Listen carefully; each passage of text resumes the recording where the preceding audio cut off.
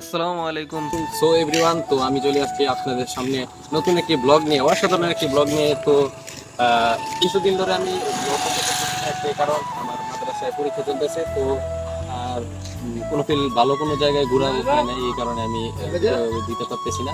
তো আজকে চলে যেতেছি মঠকলাই, মানে মঠকলা বাজারে যাবো। মঠকলা বাজারে গিয়া তো আমাদের বাড়ির যেই মানে ফুটবল একাডেমি আছে, তো এটার মধ্যে একটা গলির দরকার।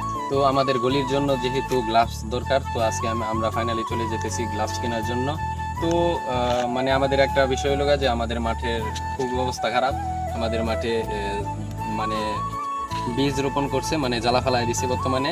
তো আমরা খেলার জন্য কোনো মাটি পাইতেছি না, ভাবতেছি যে বাহাদিয়া মাঠ খেলবো কিছুদিন। তো এখন আপনাদেরকে নিয়ে চলে যাবো, আর সেই গোলকিপারটাকে তো আপনাদেরকে নিশ্চয়ই দেখাবো।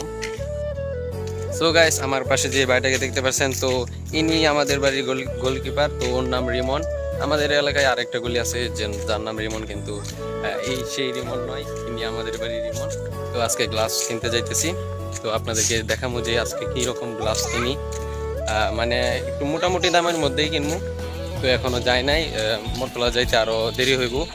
এখন হাইটে যাইতেছি বাহাদিয়া বাজার পর্যন্ত, পরে যাবো। তো আপনারা সবাই ভিডিওটা কন্টিনিউ করুন, ধন্যবাদ। সো এভরিওয়ান, তো ফাইনালি চলে আসলাম আমাদের সেই খেলাঘরে, যেই খেলাঘর থেকে আমরা সবসময় জিনিস কিনি। তো এই খেলাঘরটা মঠকলা বাজারে। তো আমরা এইখান থেকে সবসময় জিনিস কিনি। তো আমরা গিয়া বললাম যে আমাদেরকে গ্লাভস দেখানোর জন্য। তো বর্তমানে সব কিছু এই দোকানে পাবেন, খেলা জগতের যা কিছু আছে সব কিছু এই দোকানে পাওয়া যায়। আর এই দোকানের মানে প্রধান যিনি, ওনার নাম হলো লাদেন ভাই। ওনাকে আমরা লাদেন ভাই হিসেবেই চিনি। আর উনি আমাদেরকে অনেকটা ইন্টারেস্ট করেন, মানে সব কিছু ইয়েও করেন, স্যাক্রিফাইস করেন, যার কারণে আমরা ওনার কাছ থেকে সবসময় জিনিস কিনি। তো আমরা ভাবলাম যে না, এই জায়গা থেকে আমরা গ্লাভসগুলো কিনি। তো দেখতে পাচ্ছেন যে আমরা কিছু 2-3টা গ্লাভস দেখার পরে একটা গ্লাভস চয়েস করলাম। তো বললাম যে এটার প্রাইস কত, মানে দামাদামি করে, এত বেশি দামাদামি করে নেই, একটু ভাই স্যাক্রিফাইস করে তারপরে কিনে নিয়ে আসলাম।